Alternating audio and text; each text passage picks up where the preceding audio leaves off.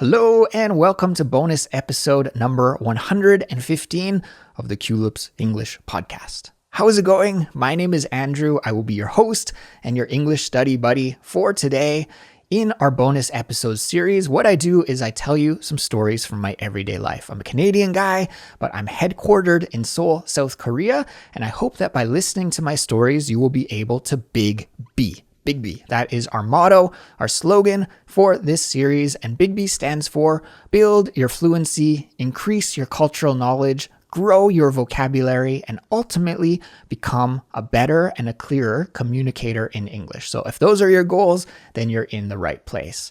Today, I'm going to tell you a story about visiting a hot spring and some of the cool and amazing things that I got up to, and also one of the funny and unfortunate things that happened to me at the hot spring in this episode. So today is a hot spring episode. I think you're going to like it. It's a good one, and it was actually an amazing, amazing experience. So I can't wait to tell you all about it. But before we get started, I have some announcements for you. The first announcement is about Culips membership. If you're ready to improve your English, if you're ready to take the next step in your journey, if you are ready to improve your fluency faster than ever, and you really want to get the most out of learning with Culips, then I highly recommend becoming a Culips member. For an affordable price, you can become a member. We have monthly options, we have yearly options. I recommend the yearly option just because it's much, much more affordable, actually. But it's up to you, whatever option is best. And when you're a member, you will get access to the study guides and the transcripts that we make for all of our episodes, plus much, much more, like access to our Fluency Files series. You will get an invitation to the member-only area of our Discord community. You will be able to join our weekly speaking classes. We usually host 2 to 3 speaking classes each and every week that are run by one of our expert teachers here at Culips. So you can practice your speaking about a recent topic that we've showcased and featured here on the Culips podcast. So yeah, so many amazing things that you get when you are a member. And we really try and do the most for our members just to show our appreciation. There's also ad-free audio. There's bonus content, tons of stuff. If you would like to see all of the details and to sign up and become a member, then visit our website, culips.com, or just click the link that is in the description for this episode. And our speaking classes for this week, I think, are going to be really interesting. I would invite all of you who are interested to participate. There are classes happening on September 2nd, September 3rd, and September 5th. Of course, they happen online through Zoom so that people from all over the world can attend. And you'll have to check the schedule. I'll put a link to the schedule in the description for this episode so you can check it and see when it happens. Because we have listeners from all around the world, it's difficult to say the time, but there is a time zone conversion tool on the schedule. So guys, just select your time zone at the top and you can see the time displayed in your local time. Our topic for this week is going to be childhood discipline and punishment. That is something that we talked about in a recent Chatterbox episode. I actually talked with Alina, our Discord moderator, about that topic, and it was a really interesting conversation.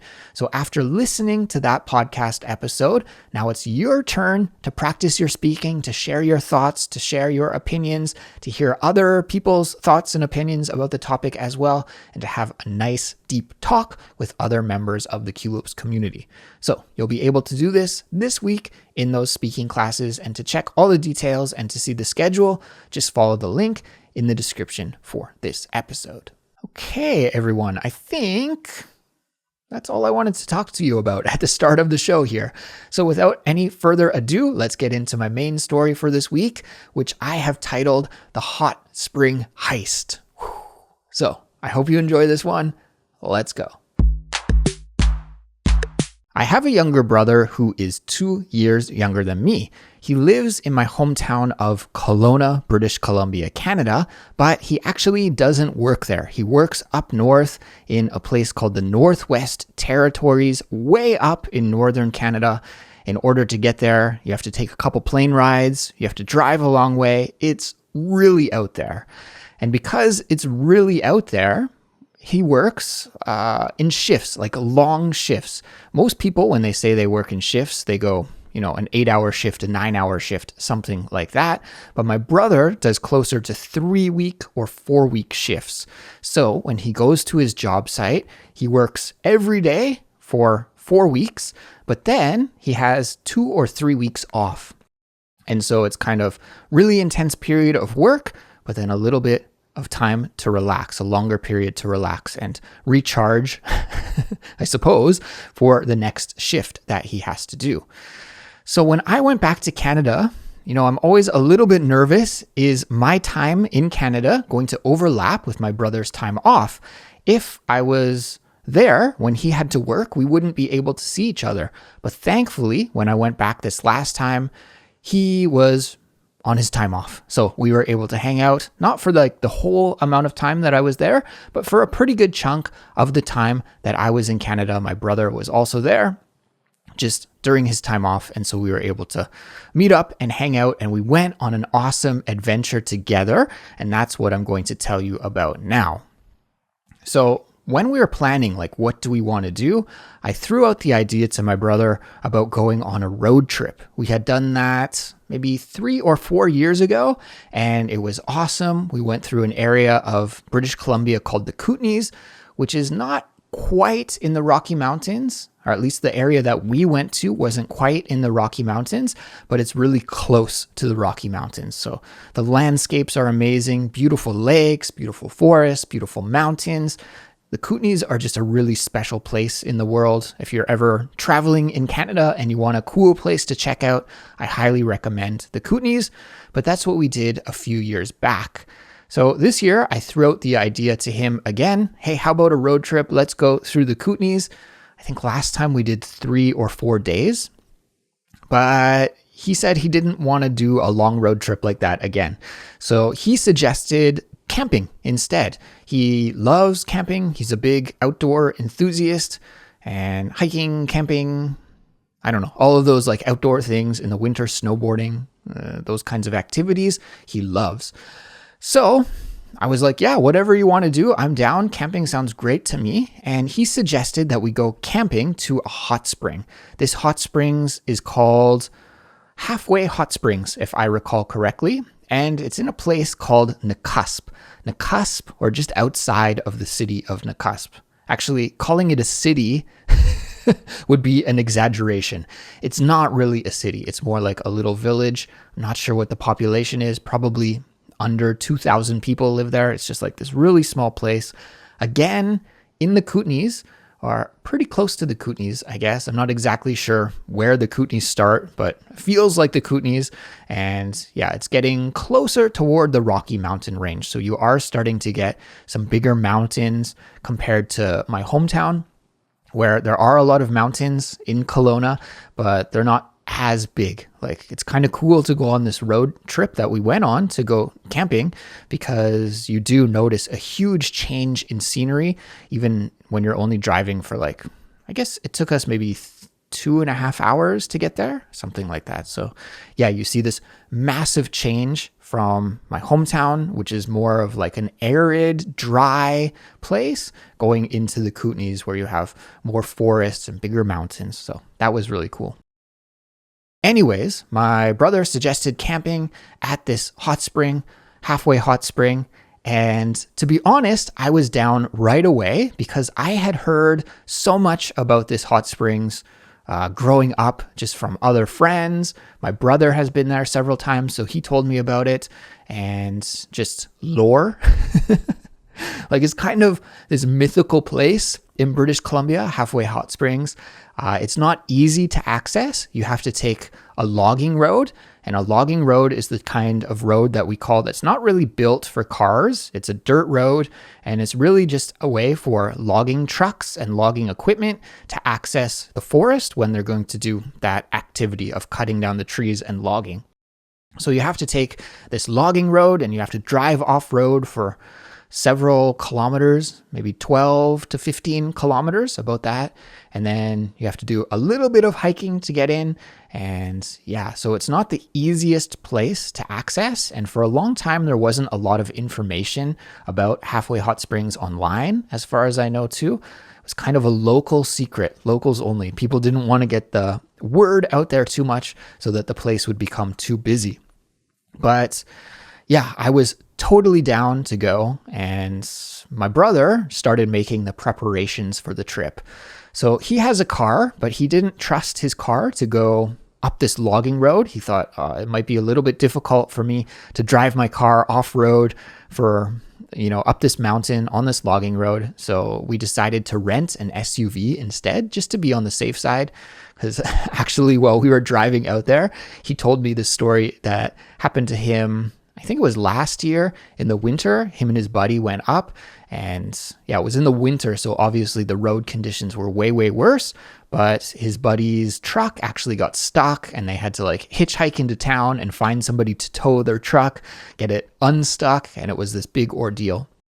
So I think that was in the back of his mind, that he wanted to be cautious and didn't want to take his car up the logging road, which I think is probably a good idea. Although when we arrived, we did see some cars parked there. So I guess it is doable if you only have a car, but better safe than sorry. We decided to rent an SUV. So we rented the SUV. We got it loaded up with camping gear. My brother has lots of camping gear, except he only had one little tent that only fits one person. And so he was like, should we cuddle up in this one-man tent together? No, he didn't ask me that. I thought we probably could have, but maybe not the most comfortable experience. So he actually borrowed another tent for me from one of his friends. So we loaded up the SUV with some camping supplies. We stopped at a grocery store. We got some food for the camping trip.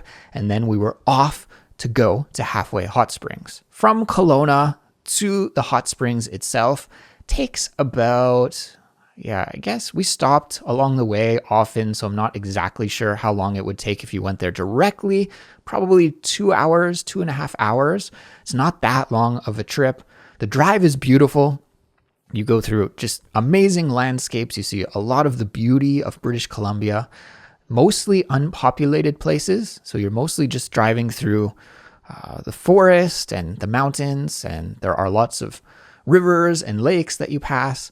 In fact, at one point in the trip, you actually have to take a ferry, and the ferry is a rather interesting ferry. I think it crosses this place called Arrow Lake, if I'm not mistaken. And the ferry actually is on this cable tie. So the ferry boat just goes from one side of the lake to the other side of the lake, and it runs on this cable. So there's no real I don't think there's a driver inside the ferry. Actually, it's just somebody pulling the lever at one side, and the ferry goes across, and it takes only 5 minutes to cross over to the other side of the lake, and then you can get off. Unfortunately, we missed the ferry just by 1 minute each time. So we had to wait for the next ferry to come, which takes 20, 30 minutes. It comes every 20, 30 minutes. And so we had to cross a lake at one point that didn't have a bridge. It had this really small, cool style ferry system. And that was part of the charm of the road trip, I guess. It's cool to experience little things like that you don't get to do every day. So finally, we were getting close to where the hot springs are. And I guess I should say also that in this area of British Columbia, the Kootenays, there are several hot springs. I guess it's just a hotbed, a hotbed of hot springs. That expression, if there's a hotbed of something, it means that there's a lot of those things in that area, or it's popular in that area. I could say maybe South Korea, where I live currently, is a hotbed for K-pop music.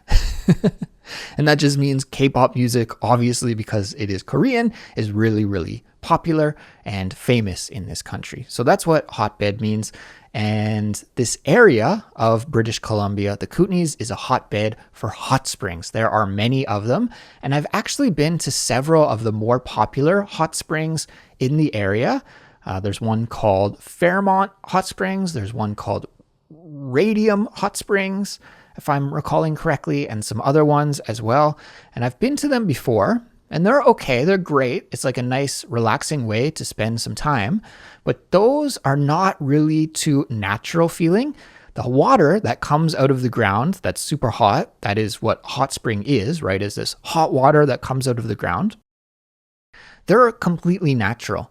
But the way the hot springs are developed is like it's almost that they've built a swimming pool outside. So it's usually an outside swimming pool, but instead of just having like pool water, it's hot spring water. So the water comes out of the ground and it's pumped into the swimming pool, and you can go outside and float around in the pool. But then, yeah, I don't know. It just seems like you're in like a swimming pool that's filled with hot water. So although they are cool, and if you ever get a chance to check one out, I would recommend it. Does feel good, and after you visit the hot spring, your skin feels nice and you feel relaxed and rejuvenated. But this hot spring that we went to was really, really special because it actually happens outside in these like natural pools. There has been a little bit of human interaction with the hot springs. So somebody did build some little pools out there using rocks and some cement, but you're like right out in nature, in the forest, sitting in these hot pools, and it really feels like there's no level of manipulation. Like it doesn't feel like you've just gone to a swimming pool or something. It feels really, really natural, these hot springs. So that is really what sets them apart from other hot springs in the area, just in case you are familiar with some of the other hot springs in British Columbia, because I'm sure some of you maybe have visited and they are big tourist attractions in that neck of the woods. So finally, we arrived at the area of the highway where we need to turn off the highway to go up the logging road to the hot springs. And there's no signage or markings or anything like that. And so it was kind of funny with my brother. He was like, okay, I think I remember we have to cross this bridge. And then once we cross this bridge, it's like the second road on the right, something like that. And so we were like driving on the highway, and every time we passed a little logging road going off the side of the road, we're like, stop, look up. Is this the right one? But yeah, his memory served him correctly, and he was able to find the correct logging road. And the logging road actually took a while to get up as well, because it's like up this mountain. It's really bumpy. It's a dirt road. You do have to go slowly on it to be safe. And we were in this rental SUV as well, so you don't want to go too hard on a rental car, right? It could be expensive if you were to wreck it or something.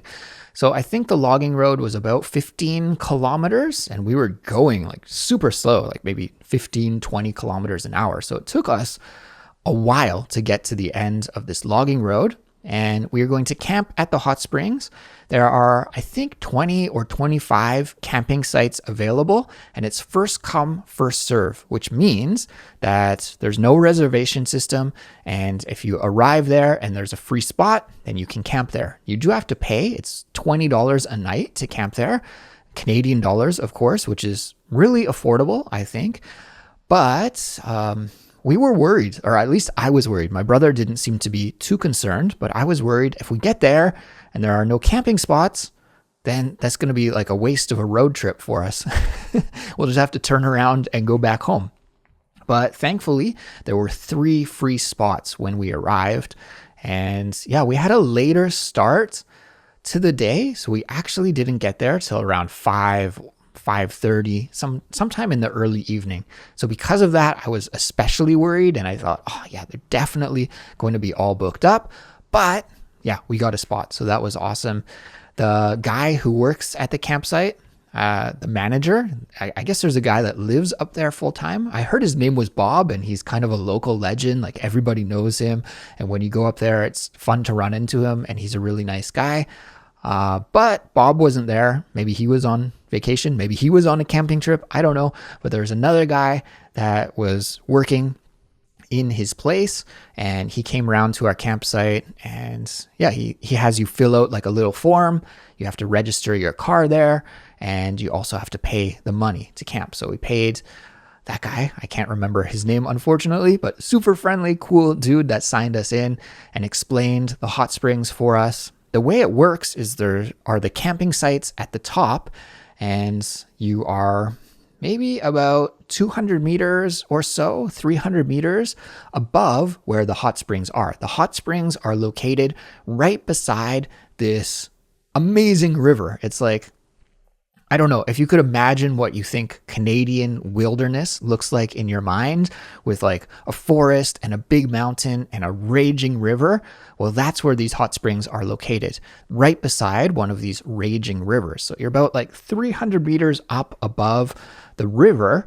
That's where the campsite is. And then when you want to visit the hot springs, you actually have to go down this trail and go down several flights of stairs, and then you can get to the hot springs. And so the hot springs there are 3 pools. And like I said, they're semi-man-made. Like they feel pretty natural, but I think somebody probably did. Maybe it was Bob, the groundskeeper. Somebody did make them more pool-like, and I think added some depth to them, because the real natural pools, there are like the 3 man-made pools, but then there are some more areas where the hot water is just seeping out of the ground. It's really cool. And you can go in those completely natural little pools, but they're not very deep. They're only like, I don't know, 10 centimeters deep. Like they're very, very shallow. And the water in them is extremely hot as well. I was shocked. It's like almost boiling hot water in some places that's just seeping out of the ground. So yeah, we didn't hang out in those ones as much. We just stuck to the man-made pools. So yes, where was I? We arrived at the campsite, we got checked in, and just as we got checked in, it started to, can you guess? It started to rain. It started pouring rain. And so we were like, great, okay, we got to get our camp set up ASAP. Thankfully, the campsite that we did have was in a very canopied area. And what I mean by that is that there were many trees around, and the trees covered the campsite. So although it was really pouring rain, not too much rain actually made it all the way down to where we were camping. It helped to keep the campsite dry. But nonetheless, like this really big downpour of rain, you want to get your tent set up right away. So my brother got started on his tent, and I got started on my tent, which actually wasn't my tent. Remember, this was the tent that my brother had borrowed from one of his friends. And so, I've been camping a few times. I know generally about how to set up a tent, but this was my first time seeing this specific tent, and every brand of tent is a little bit different from the next. So I got the tent actually set up okay. But in the rain, what is the important part to install? Well, that is the rain guard. I got to get the roof on over the tent, because most tents these days, I think, have like a mesh top for ventilation, right? So that the air can escape. And then you put the rain guard over the top of the tent just to keep the rain out. So that was actually a part, I think we call that the rain fly. That was the part that I didn't know how to set up. And so my brother had finished with his tent, and then we were trying to get the rain fly set up, but it was really awkward because the instructions for how to set up the tent were somehow like printed on the tent itself. So we were trying to like read it, and it was getting darker and it was raining. So we're like, just like cover the tent. So we just did a really rough job. And I took a picture because I thought it was really funny, like how terrible this tent looked when I just set it up really quick just to make sure everything was dry. In the end, and I'll share the picture on our Instagram and in the YouTube video if you're watching the video version of this episode as well, just so you can see it. But yeah, in the end, we got the tent set up. Wasn't pretty, wasn't perfect, but it did do the job, and it kept me dry all night. So once we got all of our gear set up, it's probably around 7 p.m. And in Canada, in this area of the country in the summer, it really doesn't get dark to like where it's completely dark until quite late, like 9:30, 10 p.m., maybe even later than that. So it's really nice. You have this kind of twilight time in the evening where it's between light and dark. So it was getting darker, but it wasn't completely dark yet. And I think we ate a little bit of food, and then it was time to hit the hot springs. So you have to, hike, like I said, down a little trail that doesn't take that long. It's like maybe 10 minutes, 15 minutes max. And then there are all these steps that you have to go down to where you can get beside the river. And there's also a little changing room that's built there. It's like pretty rough. It doesn't have, like lockers or anything like that. It's just like a little shack, but it's really nice. You can go in, you can get changed into your bathing suit, and there's also some benches and stuff where you can put your towel, you can put your shoes, you can put your bag. And there are also some outhouses a little up the trail as well. So if you need to use the washroom, there's an option for you. For those of you who don't know, an outhouse is just a very rough kind of toilet with no plumbing.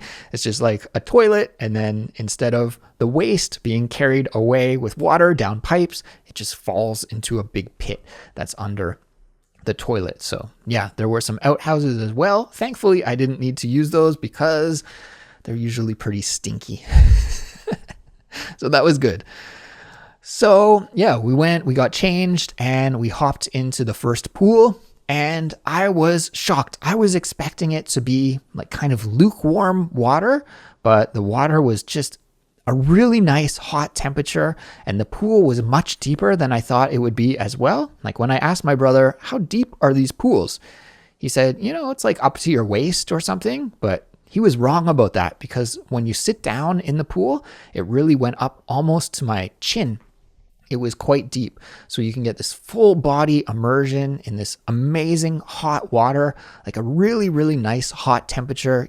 Definitely gets you sweating and gets your body temperature up. And you're just sitting out in the forest. Like I said, there's this really big raging river only a stone's throw from where you're sitting. That's a nice expression there, a stone's throw away. Think about like if you picked up a stone off the ground and you threw it, how far could you throw it? Unless you're a baseball player, probably not too far away, right? So if something is a stone's throw away, it means it's pretty close. It's not too far away. So that river was just a stone's throw away. And my brother and I, we didn't have the place to ourselves. There were some other people there. But the day that we visited was the day after a long weekend. So I imagine the hot springs were really, really busy during that long weekend. But then after the long weekend, there weren't many people there. And so I think we were only in the main hot spring pool there with like 3 or 4 other people. So it was really cool. We talked with them a little bit. But for the most part, it was a pretty chill zone. Not too many people were talking. You're just sort of like zoning out, listening to the river, listening to some of the birds in the background, just taking in the amazing, amazing scenery. I mean, guys, this is probably one of my top 3 experiences that I've ever had in nature. Like, I can't even put into words how amazing it was just to be in the forest right beside this river. The sun's going down, it's starting to get dark, and you're in this hot tub. Well, not hot tub, hot spring, I guess. And yeah, just absolutely an amazing 10 out of 10 experience for me. Of course, after sitting in the hot springs for like 10, 15 minutes, you start to get pretty hot. Your body temperature really starts to rise. And in fact, it was recommended that you only sit in the hot springs for like 10 minutes. I think I pushed it a little bit longer because it was so nice to sit in them. But yeah, after 10, 15, 20 minutes, you do start to get really hot. So how do you cool down? Well, there's that rushing river filled with ice cold glacier water. Actually, I'm not sure if it's glacier water or not. I'm not sure where the water comes from, but it feels like it could be. It's freezing cold water. And so my brother was like, let's go do a dip. And I was a little bit worried because, like I said, this was a raging river and I like swimming, but I mean, you'd probably die pretty quick in this river if you were stuck in the middle of it. A very strong current, very cold water. But he knew an area where there was like a little inlet and the water wasn't really flowing too quickly there. And yeah, you could sort of get in. It wasn't super deep, but you could submerge your body, you could sit in it, and you could cool down. So yeah, you go from the hot spring to this icy cold water in the river and then back and forth and back and forth. And it's like heaven. Like your body just feels so good doing this. So that was amazing. As time went on, there were fewer and fewer people at the hot spring, people started to go home as it started to get dark. My brother and I stayed though, because it was just like cool, like it's getting so dark and you can see the stars up above you as well. Just amazing, amazing. We checked out some of the other pools. We checked out some of the springs that were just like coming right out of the ground. Like I said, the water was just, it's not really flowing out of the ground. It's just appearing. It's just oozing out of the ground almost. So we checked those out and we just had an amazing time. But after you're going back from hot spring to river, you know, you can do that. I don't know, maybe we did it 5 times or so, but then you're just zonked out. And we had a long travel day and camping setup day. And yeah, it was time for us to go to sleep. So I stupidly didn't bring my phone with me. I thought I'm going to leave my phone in the car. And so I didn't bring my phone with me at all. And I didn't know how long we would stay there. But by the time we were ready to leave, it was totally pitch black and totally dark. Thankfully, my brother brought his phone, so we were able to use his little phone flashlight to try and find where we had to go. So we used his little guiding light. We were both like huddled up together because I don't know if you've ever been in a situation like this, but in the forest there, it is completely dark at night. Like there are no lights at all. It's just a totally really dark night. The moon wasn't shining too bright that night. So it was very, very, very dark. And for a city slicker like me, like now I live in Seoul, this huge, huge mega city.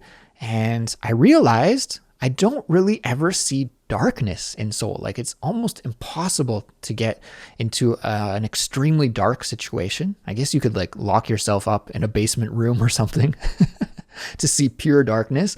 But if you're just like out and about outside, you never see real darkness. So this was real darkness, and we did have to use my brother's flashlight. Thank God that he brought his phone, because otherwise we probably would have had a really, really interesting slow hike up to the camping site again.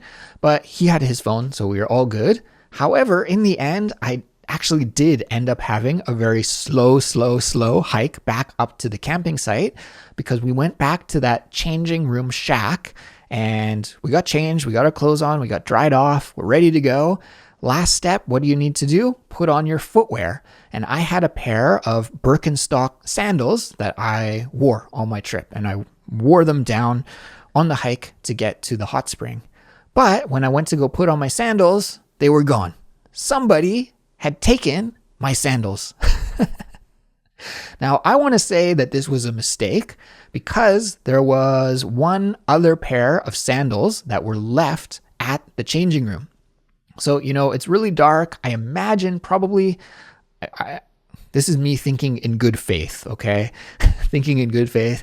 Somebody needed to go back to the camping ground and it was dark, and maybe they were like me, they didn't have their phone. I don't know. So they're just looking for their sandals and they put on my sandals by mistake and then just went back.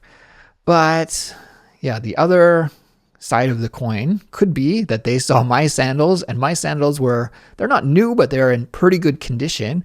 The pair of sandals that were remaining were in terrible, beat up, gross, nasty condition.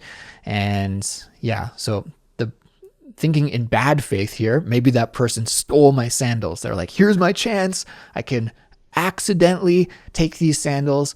And yeah, so anyways, at the end of the day, I didn't have any footwear. My brother was like, just take the sandals that are here. Obviously, you guys got them mixed up, and you can just take those old sandals at least to walk back to the campsite. And I wanted to pose this question to you guys. What would you do in this situation if your footwear suddenly went missing, your sandals in this kind of situation? Would you walk barefoot back to the campground? Would you take the old, nasty, gross sandals and use them to go back to the campground? What would you do in this kind of situation? First of all, I was pretty annoyed. I thought, this is great, because this was actually at the start of my trip to Canada, and I was planning on wearing these sandals for the entire trip, and now they were gone. And yeah, it would be very difficult, I think, to find them again. I mean, there are only 25 or so campsites at this campground, but to go to each campsite and be like, hey, did you take my sandals? Hey, did you take my sandals? And it was like 10 p.m. at night, right? Obviously, I'm not going to be able to do that. So my answer to this question, what did I do? Can you guess? Did I walk barefoot? Did I take the sandals? Guys, no, I couldn't take the sandals. They just looked gross. And I was like, I don't want to wear somebody's old shoes. That's nasty. I'm going to go barefoot. I'm going to go the natural way. And so that was why my walk back to the campground was really quite slow. And yeah, it was kind of a funny experience huddling beside my brother to try and see the path with his little phone flashlight, but also walking barefoot. So I had to avoid rocks or stepping on like a pine cone or something. That could be pretty painful, but made it back to the campsite with no problems at all. And yeah, by this time we were pretty tuckered out and ready for sleep. And so that's what we did. We went to bed, and throughout the night, it was raining on and off.